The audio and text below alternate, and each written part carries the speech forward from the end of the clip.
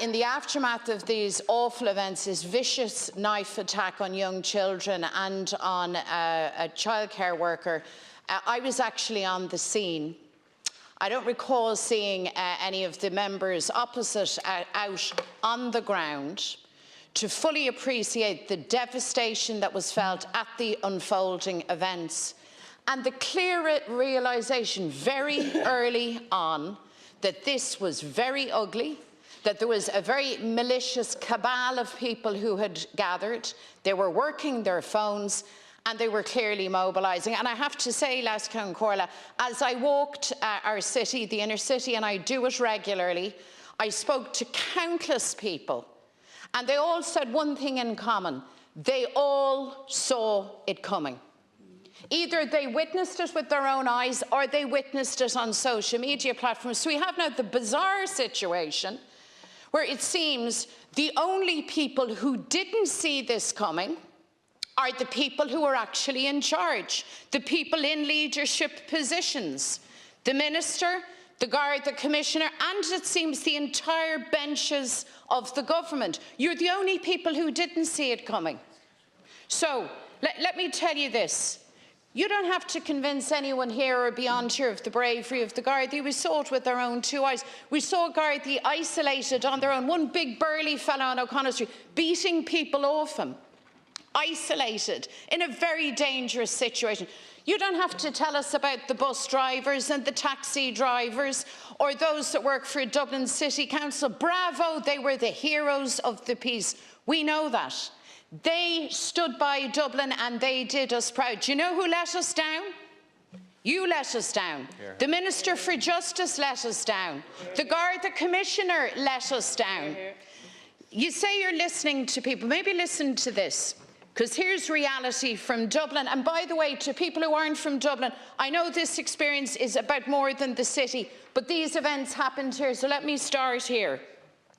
On any given day, you can walk from Euston Station, you can come along the quays, you can go onto O'Connell Bridge, up onto Nassau Street, you won't see a Garda.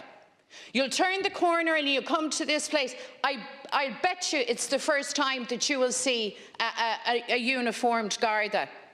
Equally, you could walk up O'Connell Street, up to Parnell Square itself, you can double back onto Moore Street, you can go on to Mary Street, and what you will see is antisocial behaviour, open drug dealing.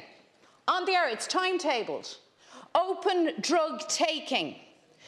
Nuisance drinking, gangs hanging around, and a feeling of real menace and fear. And that, Count Corley, is not a unique event. That is every single day in the North Inner City. And don't tell me about everything you've done.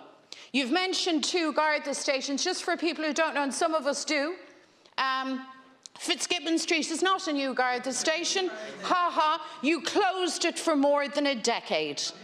The Garda station on O'Connell Street is a desk with some unfortunate, usually there on their own, and you could literally be about to breathe your last breath out on the street and that unfortunate can't leave the desk.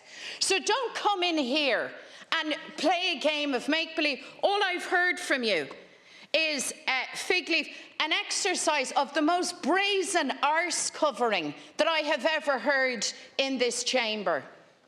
Children got stabbed outside their school. I never thought that those words would come from my lips, that was possible in our city, but it happened.